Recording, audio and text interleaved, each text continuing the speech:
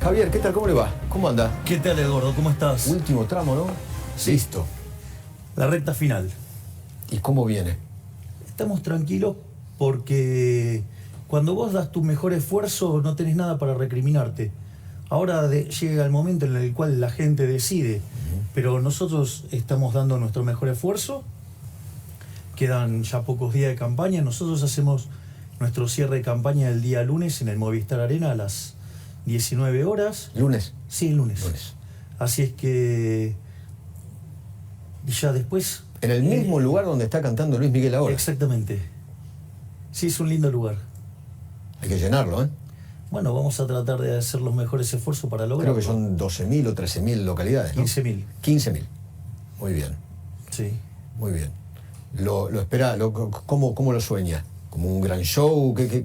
Bueno, nosotros las presentaciones tienen mucho en común con un recital, ¿no? Pero con la diferencia que en lugar de cantarse canciones, se habla de economía. O sea, nosotros, y en general, en esta faceta nueva, te diría más, de cómo sacar a la Argentina de ¿Usted va a ser el único orador o todos los candidatos van a hablar? No, voy a ser el único orador. Único orador, sí. Para el cierre de la campaña. Ok, consignas suyas hemos escuchado un montón, ¿no? Durante el último año, ¿no? Porque usted viene haciendo campaña, creo que fue uno de los primeros que arrancó la campaña hace un año. ¿Podemos ir punto por punto y me dice el cómo? Sí, claro. Porque lo más importante para la gente es el cómo. El qué ya lo sabemos. A ver, pongamos consignas, dale. Tira la placa, por favor. Hablamos de dólar, cepo y Fondo Monetario Internacional. Vamos de la más fácil Corto de cada uno de ellos. A ver, vamos a la más fácil. Primero, el FMI no es un problema. Y voy a explicar por qué. Cuando vos tenés un programa con el Fondo Monetario Internacional, el Fondo Monetario Internacional te exige metas en materia fiscal, monetaria y reservas internacionales netas. La realidad es que siempre el core del problema, ¿sabes cuál es? Fiscal. Okay. Y la historia argentina del problema es fiscal. Las metas que plantea el Fondo Monetario para la Argentina son laxas en la lógica nuestra. Es decir, el ajuste que nosotros proponemos es mucho más profundo que el que propone el Fondo Monetario Internacional. Ok, me queda claro. Entonces, lo que usted va a hacer, cómo lo va a hacer, es eso, un ajuste profundo de la economía argentina. Sí, pero a diferencia de los programas de estabilización que venimos viendo desde el año 52 del siglo XX, ¿no? Hasta ahora, siempre el ajuste se cargó sobre el sector privado.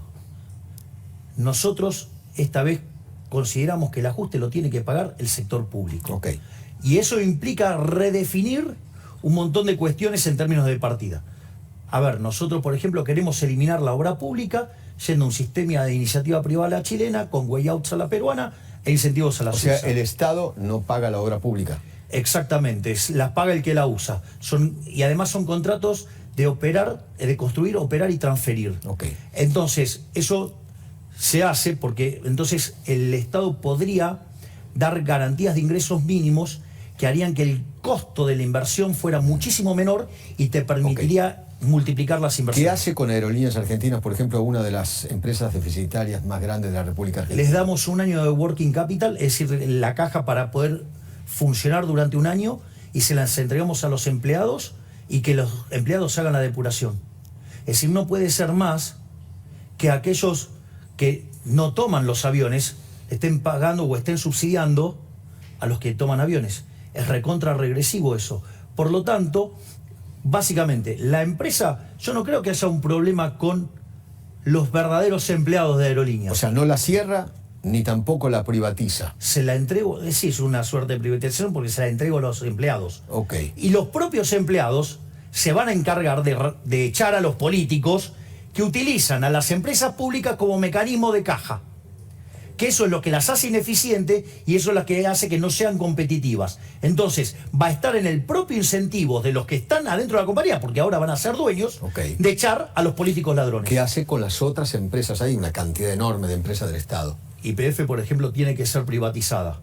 Ahora, ¿cuál es el problema con el YPF? Que está tan destrozada por la política que si uno la vende como está ahora, la regala.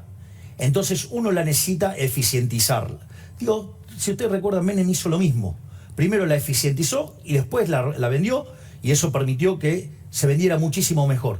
Pero no solo eso, va a ser necesario el rol de YPF como ENARSA durante la transición de arreglar todos los problemas causados en el sector energético. Entonces, mientras que uno hace más eficiente a la empresa, la usa para la transición del sistema energético para que no colapse. Ok, con el resto, Radio Nacional, la televisión... ¿Se privatizan o se cierran? Directamente. ¿Se privatizan o se cierran? No, eso es un mecanismo de propaganda política, ¿no? La televisión pública la privatiza. Sí, y si no lo quiere nadie, se cerrará. Ok, Radio Nacional lo mismo. Lo mismo. Todo igual. Ok. ¿Qué hace con el cepo? ¿Al otro día? ¿En poco tiempo? ¿Al año? ¿Cuándo termina con el cepo? A ver. ¿Y cómo? Del cepo se sale el día que vos resolvés el problema de las LELIQs. A ver, si vos abrís el cepo el primer día, vas a tener un switch de portafolio, es decir, la gente se va a pasar del peso al dólar, claro. Y tenés una hiperinflación. Obviamente. Como consecuencia de la caída de la demanda de dinero que eso implica. Yo quiero explicar esto porque esto es de una gravedad enorme, lo del cepo. El cepo tiene varias consecuencias negativas. Una es que te quedan pesos atrapados en el sistema. Eso se llama sobrante monetario. Para tener una idea, el sobrante monetario de hoy es peor que el que teníamos en la previa al Rodrigazo. El Rodrigazo implicó multiplicar la inflación por 6 y los pobres por 5. Es decir que, hagamos la cuenta, ¿qué nos iríamos? A niveles de inflación de pique de 900% y pobreza no hay forma de multiplicar 900, por 5. 900% anual. Sí, pero de inicio. De inicio. Bien. Y una mensual de 2 dígitos arriba de 20 y pico. Sí, digo, hacer la anualizada de eso, sí. digo. Pero a lo que voy ese es el primer punto. La otra consecuencia que tenés muy negativa es la relación entre los pasivos monetarios remunerados, llámese el ELIX, contra la base monetaria. Ese número está en torno a 3. Ese número, ¿sabes cuándo se vio en la historia argentina? En el primer trimestre del 89, la previa de la hiperinflación de Alfonsín. Entonces, si uno no arregla ese problema en el balance del Banco Central, uno desata una caja de Pandora que hace que explote una hiperinflación. Okay. Y antes de terminar con el cepo, necesita arreglar la LELIQ. Claro. Okay. Y nosotros para eso tenemos una propuesta muy concreta. Nosotros cuando hablamos de dolarización, que es en la moneda en que se liquida el Banco Central, después es competencia de moneda y se puede usar la moneda que a uno se le dé la gana. Suponete lo siguiente, tenés que hacer un contrato con un petrolero, puedes hacer en WTI, con alguien que se dedica al gas en BTU, ¿sí? O digamos si vos querés, no sé, en soja, digamos lo que cotiza la soja en Chicago. A mí me da lo mismo, la moneda la elige cada uno. Pero vos tenés que liquidar el Banco Central. Nosotros proponemos, por una cuestión de facilidad, liquidarlo en dólares. ¿Cuánto cuesta liquidar el Banco Central hoy? Cuesta 40.000 millones de dólares. Son 30.000 millones de dólares del ERIX y 10.000 millones de dólares de base monetaria. La verdad que un país que estuviera integrado al mundo, eso es una moneda. Pero Argentina, digo, con los cavernícolas que tenemos... No se puede. Exacto. Ahora, ¿qué es lo que tenemos en el activo del Banco Central para rescatar esto? Cuando vos mirás las reservas brutas y limpias de las cosas que no son del Banco Central, vos tenés la posición de oro, la posición de DEX, la posición de CEDESA, la posición del BIS. Eso suma casi 10.000 millones de dólares. Es decir, que vos tenés dólares físicos, o te podés hacer de dólares físicos, para rescatar la base monetaria. Entonces vos me decís, bueno, pero todavía me falta rescatar los 30.000 millones de dólares del ELIX. Está vendiendo la joya de la abuela, ¿no? Sí, entramos más peligrosos. Bueno, digo, es cierto. Bueno. De vuelta. Digo, pero eso no es gratis en términos de inflación. Es decir, entonces el sistema, digo, te va a corregir los precios. Pero vamos a esta parte, porque esto es lo interesante. Yo ahora tengo que limpiar los 30.000 millones de dólares del ELIX. ¿Y qué tengo del otro lado? Me quedan 90.000 millones de dólares de títulos públicos. Obviamente que si yo los paso a mercado no valen 90.000 millones, valen un tercio. 30.000 contra 30.000, se terminó, se acabó el problema.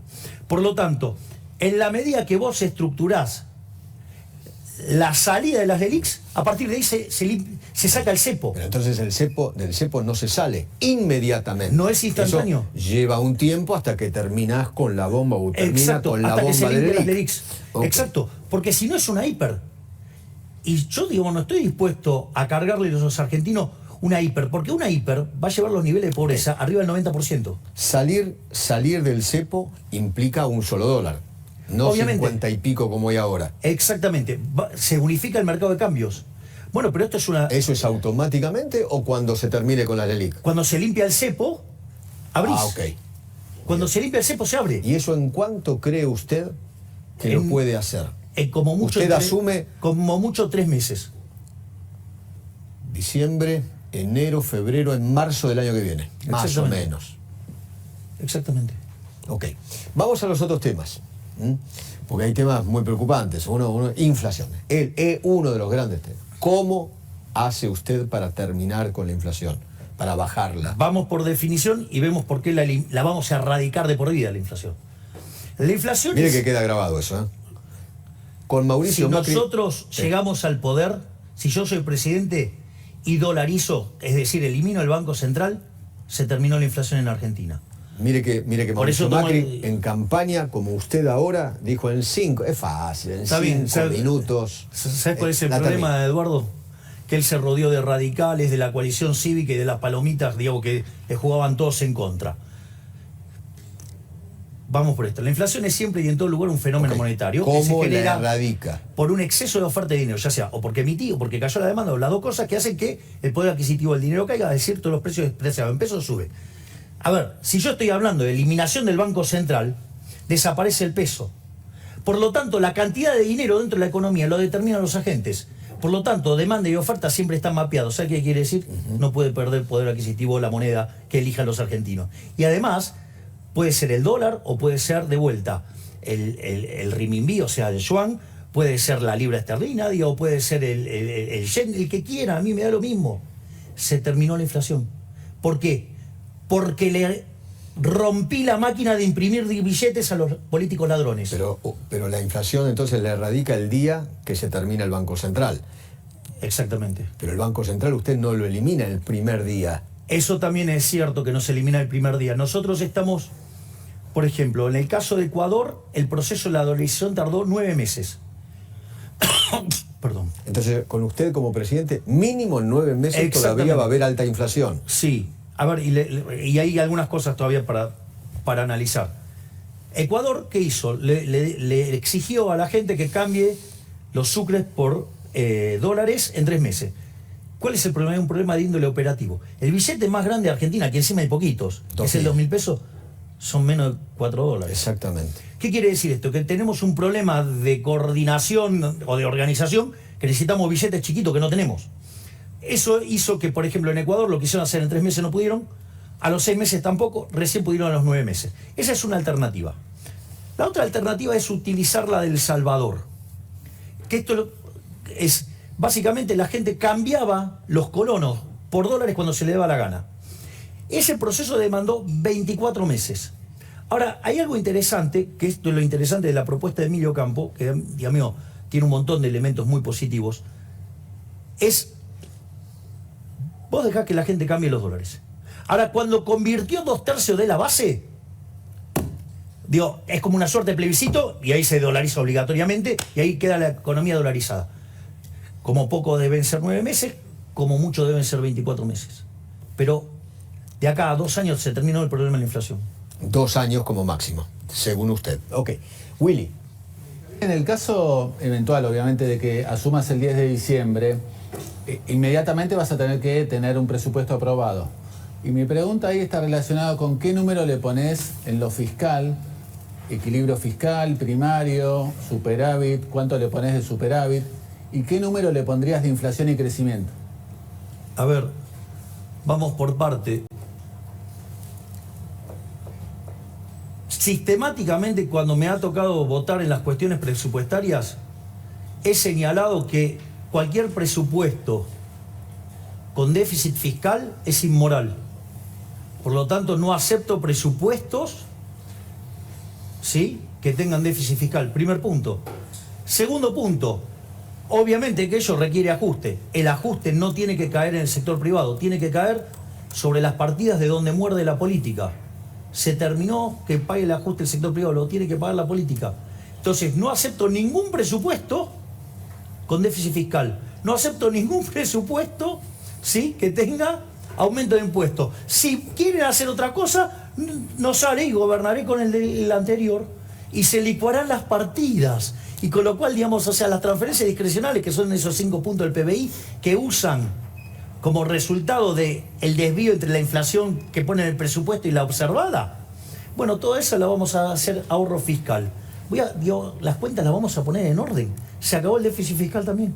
¿Y qué número le pones para las proyecciones de, como te pregunté, de inflación? Pero yo no creo en las proyecciones, Willy, no creo. Entonces, porque aparte, vos hoy tenés un problema, que si bien tenés un problema con la oferta de dinero en la pasada, con la presente y la futura, porque además la política monetaria opera con rezagos que oscilan entre 18 y 24 meses, de ahí que la inflación la vamos a matar entre 18 y 24 meses, que es lo que tardó la convertibilidad, 20 meses.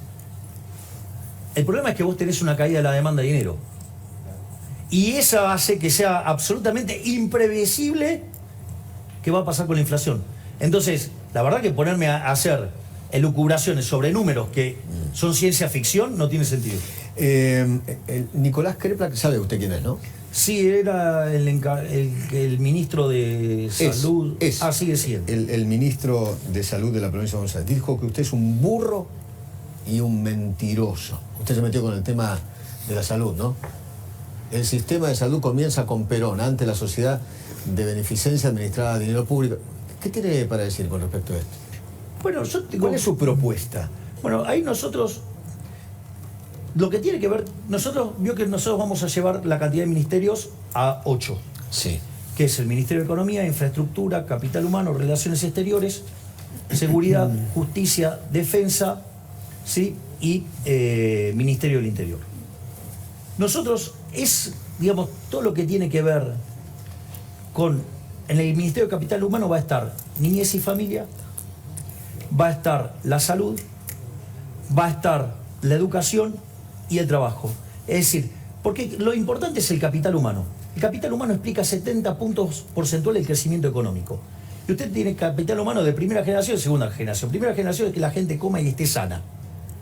Y eso, nosotros no vamos a permitir que la gente se muera de hambre o que no se pueda formar. Es decir, la asistencia a las familias para que toda la familia... Para usted la salud y la educación son dos pilares fundamentales. Porque son la base del capital humano.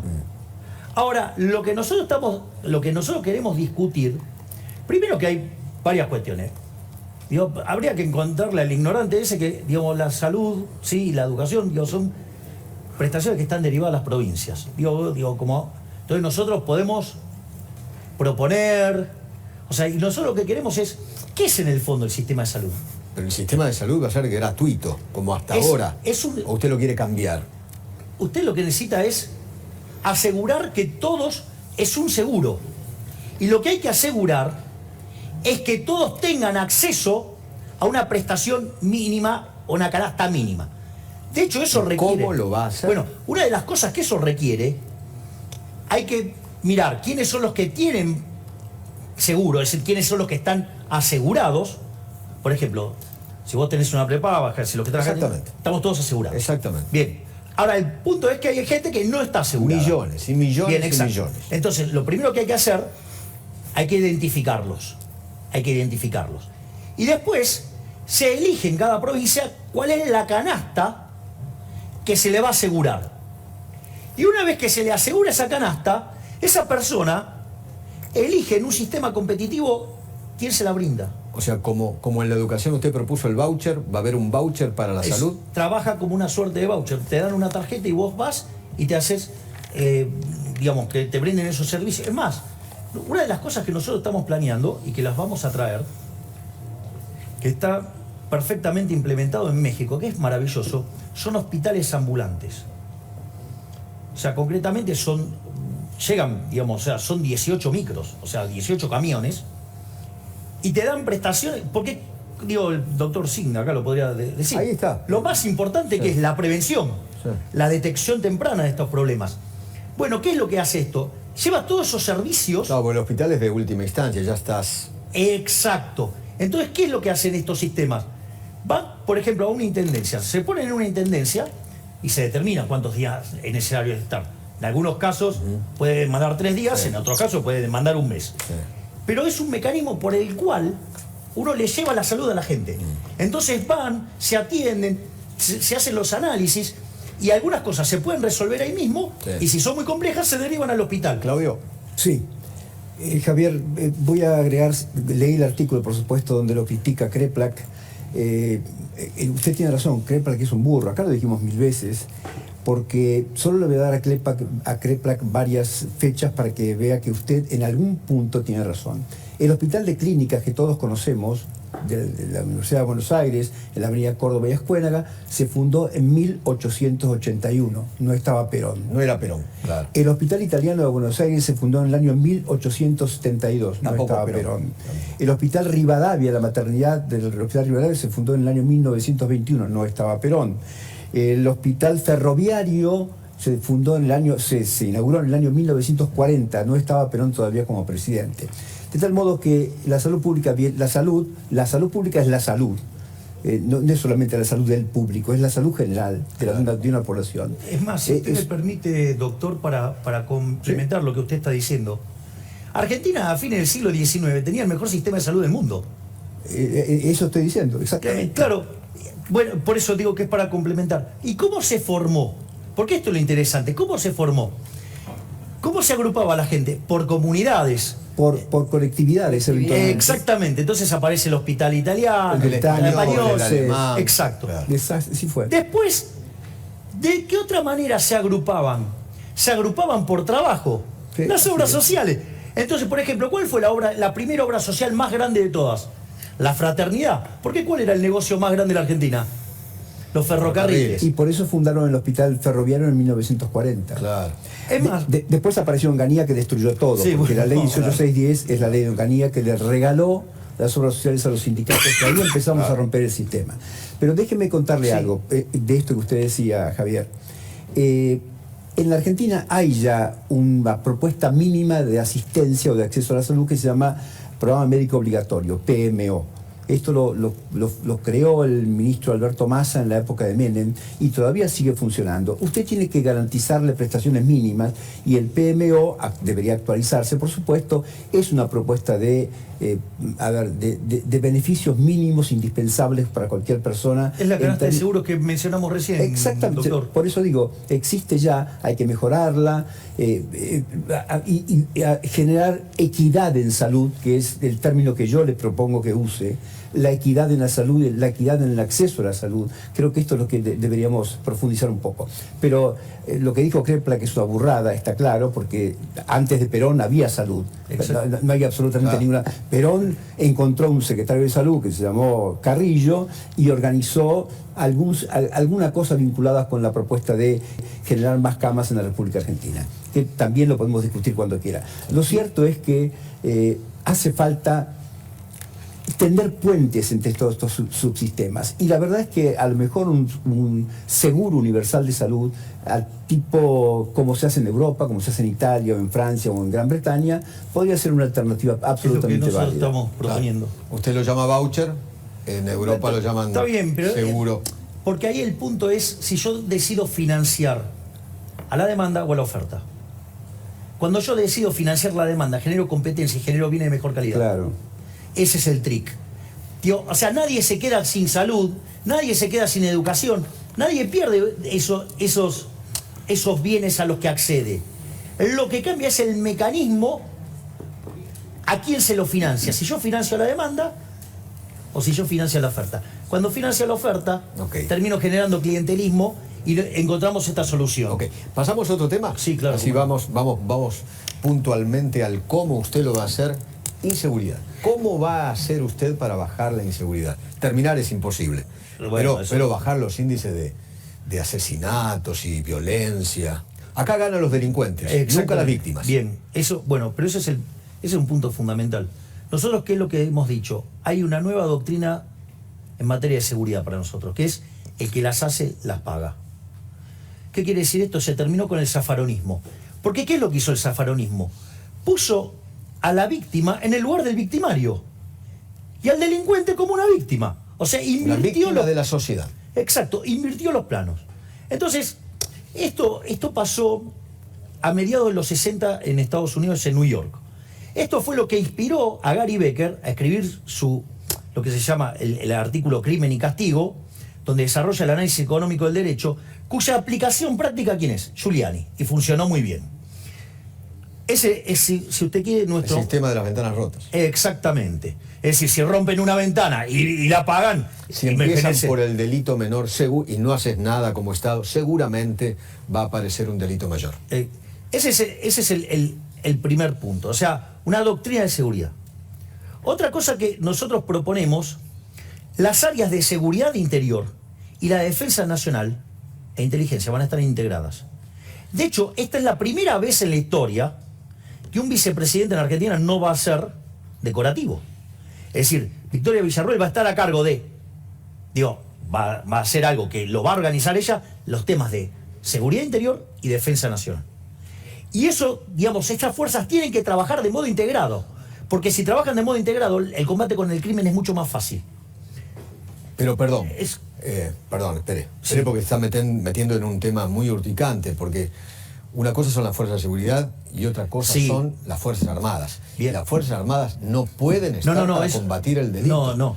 Lo que estoy diciendo es Estamos hablando de inseguridad. que hay algunas cosas que tienen que estar integradas en términos de manejo de la información y división del trabajo. Eso quiere decir. Ahora, esto implica, de hecho, los uniformados, o sea, el ejército no se puede meter a... Hay una ley. Exacto. Hay una ley. Bueno, pero aparte tiene que ver con la Convención de Ginebra. No pueden hacer inteligencia, no pueden... Por eso. Ok. No, pero por eso. No estoy diciendo que lo vamos a mandar para eso. Lo que estoy diciendo es que el sistema tiene que estar integrado para eficientizar. Son una parte del Estado. Bien, exacto. Entonces, que es otra cosa distinta. Y de hecho, fíjese que cuando han pedido que había que llevar al ejército, tanto Victoria como yo hemos dicho que no. Porque un uniformado no puede poner a tirarse a alguien que está disfrazado de civil. Está claro, ¿no? No. ¿Qué es el disfrazado? Uno de puede civil? ser, hay algunos que sí son civiles y hay otros que están disfrazados. Y aún así no lo puede hacer, por la Convención de Ginebra. Por eso... Usted habla de fuerza de seguridad disfrazado de civil, eso. No, lo que estoy diciendo es que usted puede tener ataques que se muestran como civiles y no lo son. Ok. Creo que fui bastante claro. Ok. Igual así, usted no le puede tirar. Obvio. Por la Convención de Ginebra. No le puede tirar. Ok. ¿Por qué, no funciona cuando usted manda al ejército a hacer este tipo de cosas? Como pasó en México o como pasó, en Colombia. Porque, hoy la sociedad puede estar pidiendo eso, usted va y cumple ese requerimiento, y después viene un gobierno de izquierda, quiere revisar todo y todos quedan presos. todos presos por delito de lesa humanidad. Todos por eso presos. nunca funciona. De hecho, vamos a otros temas. Entonces, eso requiere modificar ciertas leyes. Nosotros estamos planeando modificar la ley de seguridad interior, estamos proponiendo reformar la ley de defensa nacional, reformar la ley de inteligencia, hay que reformar el código penal procesal y el sistema de cárceles. Y todo el sistema tiene que estar construido para que el que las hace, las paga. Y hay un elemento muy importante, que es toda una revalorización de las fuerzas. Ya sea por el hecho de darle el respaldo a la fuerza de seguridad. No puede ser que la policía me está cuidando a mí, viene un delincuente, me cuida, sucede que después tiene un problema porque hizo su trabajo bien. Acá lo que vamos a bancar nosotros es a la fuerza de seguridad. Acá se va a revalorizar el rol de la fuerza de seguridad a todas. A todas. Ya sea los que nos tengan que defender de los enemigos externos o los que nos defienden puertas adentro. Okay. Pero, no puede ser... Lo mismo, usted me está hablando de delincuencia común. Exacto. ¿Qué va a hacer con los narcotraficantes? A los con el narcotráfico. Al narcotráfico Rosario. hay que ir y perseguirlo. ¿Le puedo dar un dato? Sí. ¿Cuántas personas de la fuerza de seguridad que combaten el narcotráfico murieron en Rosario? Desconozco el dato. Gaby, ¿sabes? Seguramente se refiere a la policía de Santa Fe, que no murió ninguna. Ninguna. Significa que son parte del problema. Claro. significa que el poder político es cómplice. Bueno, nosotros no vamos a ser cómplices de eso. Está claro que el problema está entonces en la órbita política. Es una decisión Política. Bueno, nosotros tenemos la decisión de terminar con eso. Con la delincuencia común también es una decisión política. Obvio. Ok. Pasamos, Guada, vos querías preguntar algo, ¿no? Sí. ¿Qué tal, Javier? ¿Cómo estás? ¿Qué Buenas tal, tardes. Guadalupe? Y mencionás una reforma del Estado, mencionás achicar la cantidad de ministerios, mencionaste la palabra privatización de los medios estatales o cerrarlos directamente. ¿Cómo pensás hacerle frente a la resistencia gremial, que es el talón de Aquiles de todos los gobiernos no peronistas? A ver, yo creo que una de las cosas que nosotros estamos planteando, y es parte de nuestro Ministerio de Capital Humano, es la modernización del sistema laboral. Vamos a ponerlo en números. La cantidad de personas que tienen empleo en el sector privado formal, hace 11 años, 12 años que está clavado en términos de 6 millones de puestos de trabajo. El problema es tan grande que hay 8 millones afuera. ¿Cómo las incorpora? ¿Cómo? Bien, ¿Cómo hace? nosotros lo que estamos proponiendo es ir a un sistema de seguro de desempleo como el que utiliza la UOCRA, ¿no? No es que estamos proponiendo nada nuevo, pero con mayor profundidad financiera, donde lo que se le daría es entrada a compañías de seguro. Entonces, vamos a esta situación. Hoy los sindicalistas, su modelo de negocio está en jaque, ¿no? Sí. Porque hace años que no se genera puesto de trabajo, porque es una economía que viene en decadencia. El PIB per cápita en los últimos 12 años cayó más de 13%. Porque además las organizaciones sociales le ganaron la calle, el dinero. Ese es el punto. Y entonces el modelo de negocio lo tienen en jaque. Entonces tienen un modelo que tiene 6 millones de cápita y amenazado. ¿Esto qué les propone? ¿Qué les permite? Pasar de un negocio de 6 millones a 14 millones. Hay un negocio que tiene que ver con 8 millones de cápitas en términos de seguro. ¿Quién lo va a aprovechar? Las compañías de seguro. ¿Qué es lo que va a pasar? Se van a asociar las empresas aseguradoras con los sindicalistas y van a generar un mercado que en lugar de ser de 6 millones sea de 14 millones de personas. ¿Y qué es lo interesante? Se limpia la señal de precio. Al limpiarse la señal de precio, en una economía que se estabiliza, que erradica el riesgo de devaluación, porque no va a existir más, porque vamos a dolarizar, que se termina, que se pulveriza el riesgo de contraparte, ya sea por el rebote de la actividad económica y por el ajuste fiscal que nosotros proponemos, con la reducción de lo que es el riesgo de tasa de interés, con lo cual el riesgo país en la Argentina se va a desplomar. Eso significa que usted va a tener un shock de inversiones muy fuerte como consecuencia de ello. ¿Y que va a ser intensivo en qué? En trabajo. Porque además lo que vamos a trabajar es la parte de la industria del juicio que tiene que ver con esto de que todas las multas, que es lo que hace que el despido sea una cosa imposible que puede terminar quebrando una empresa. En especial las pymes, ¿no? Exactamente. Son las que dan el 70% del trabajo en la República Entonces, ¿qué es lo que quiere decir esto? Que este tipo de reforma lo que va a facilitar es que toda la expansión que se va a generar a partir de estabilizar, de bajar la tasa de interés, de bajar los impuestos, además va a ser muy intensiva en trabajo. Esto no es un tema menor, porque si yo digo de tener 6 millones de personas en el sector formal, paso a 14. Una de las cosas que pasa, que me cambian los números previsionales, ¿sí o no? Si yo además voy a crecer, voy a tener mayores salarios, porque tengo más productividad. Si además... Más aportes para los jubilados. Y si además, como yo ahora tengo mejores salarios, voy a aumentar la PEA, es decir, la parte de la población que participa. ¿Qué quiere decir? Que todos los key value drivers del problema del sistema previsional me abren las puertas para que de segunda generación pueda reformar el sistema previsional sin tocarle el derecho de nadie. Segunda generación, usted habla de 2 años o más. Sí, o 4. O 4. Okay. El tiempo pertenece al creador. ¿Qué pero... hace con los planes sociales? ¿Qué hace con los piquetes? Porque esto va atado. Bien.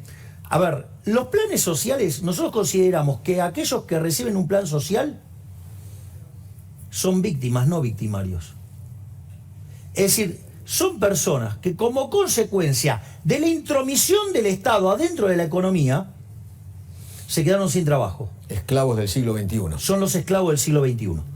Entonces, nosotros no consideramos que tienen que ser eliminados los planes sociales. Lo que hay que hacer es terminar con los intermediarios políticos, con los gerentes de la pobreza, con los beligones de la vida, los delincuentes que le sacan plata a la gente. Entonces, los planes sociales no se tocan. Es decir, ahora, lo que va a cambiar es el concepto. Pero cobrar un plan social de por vida. No. Lo que va a cambiar es el concepto. Porque acá vienen cobrando planes sociales Eso, 3 generaciones de pero argentinos. eso, Eduardo, eso es cierto. El abuelo, el papá, ahora el hijo. Pero Eduardo, y ahora este hijo va a tener otro hijo. Pero Eduardo, ¿no? eso es cierto. Pero eso ocurre porque esta economía no genera puestos de trabajo, porque esta es una economía que no crece, porque esta es una economía que se estanca. Es una economía que arrancó el siglo XX siendo la más rica del mundo y hoy el tipo de cambio paralelo es 140, tiene 45% de pobre y 10% de indigente. Acá hay algo que anda mal. ¿Usted cree que los que cobran los planes sociales quieren ir a trabajar, tener una responsabilidad, Sí. levantarse una hora, Sí. trabajar 8 Sí, horas? sí, porque la gente responde a los incentivos. Lo que nosotros estamos planteando es un cambio también de la política de asistencia social. Por eso se llama capital humano. Y por eso es tan revolucionario. Y por eso, digamos, a nuestra responsable de capital humano, a Sandra Petovelo, que te agradezco que vos le hiciste una excelente entrevista. Gracias. Digamos, nos llaman de todo el mundo porque es un concepto nuevo. Porque deja de ser darte el pescado para enseñarte a pescar. Es decir, te genera las herramientas para que puedas salir. La dignidad, el trabajo es dignidad. Exacto, pero pero no es algo aislado. Lo que quiero que se comprenda que no es algo aislado. Por eso es, cuando nosotros empezamos con capital humano, ¿qué hablamos? Niñez y familia, y salud. Porque si la gente no forma su cerebro, los chicos, en los primeros 3 años, tenemos un problema. Si la gente no está sana, tenemos un problema. Cuando uno mira el despegue del crecimiento en el mundo en el siglo XIX, la clave ¿cuál fue? Y, por ejemplo, el agua potable. O sea, empezaron a tomar agua que no estaba sucia. Que igual a los parámetros que tenemos hoy estaría, no sé si la tomaría. Pero la clave es darle de comer a los chicos entre 0 y 3 años. Exacto. Sí, pero darle contención en todo ese proceso. Claro. ¿Para qué? Y que además tengan salud. ¿Para qué? Para que cuando después entran al colegio, el colegio no sea un comedero, sea un lugar donde se llenan de herramientas para aspirar a una vida mejor. Vamos justamente al último tema, la educación. ¿Cómo hace para que haya una mejor educación? Gente más formada. Bueno, por Porque el eso. conocimiento es la clave en un país. Yo estoy totalmente de acuerdo. Si yo estoy diciendo que 70 puntos del crecimiento económico lo explica el capital humano, está claro que para mí capital humano y Gary Becker, digamos, son Es casi... mejor que el litio, la soja, la ganadería, todo Exactamente, junto. le voy a explicar por qué. Porque, digamos, Japón, a pesar, digamos, de todos los problemas que tuvo, ¿qué recursos naturales tiene Japón? El 70% es roca, Ok, entonces, ¿en qué se basa? en el conocimiento. ¿En qué se basan todos los tigres asiáticos? En el conocimiento. Es decir, por lo tanto, el conocimiento es fundamental. Lo que uno hace en materia de educación, entonces, hay una parte que es cómo llegan esas personas al sistema educativo. Si no arreglamos la parte en cómo le damos el capital humano de base, Ok. tenemos un problema. Ahora, una vez que está en el sistema, lo que nosotros proponemos es que el sistema, de vuelta, ¿quién tiene que ser el que recibe el subsidio? ¿La oferta o la demanda?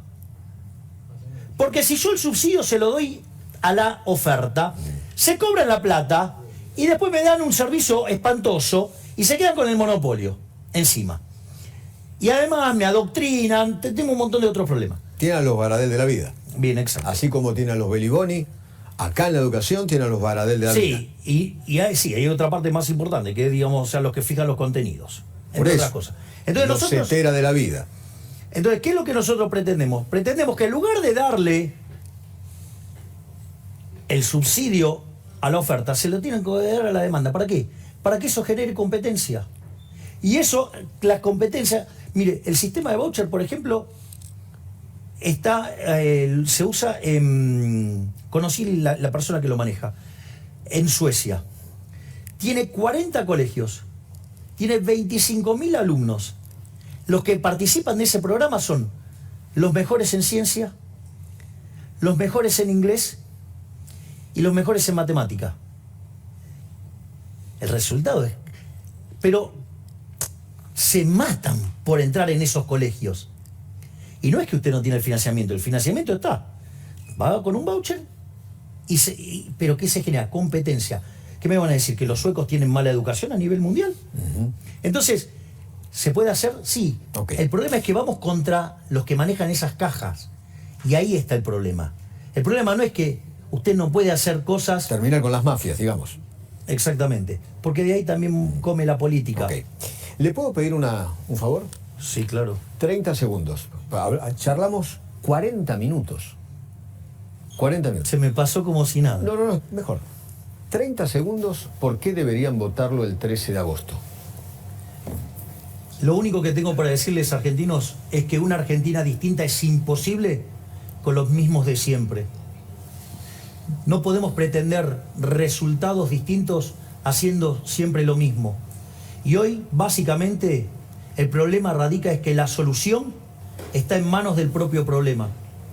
Por eso los únicos que venimos a proponer una solución verdadera somos nosotros, los liberales, que proponemos un cambio de 180 grados para volver a los valores de Alberdi, volver a las ideas de la libertad, y que esto sirva para ponernos de pie y que de acá a 35, a 45 años volvamos a ser una potencia mundial.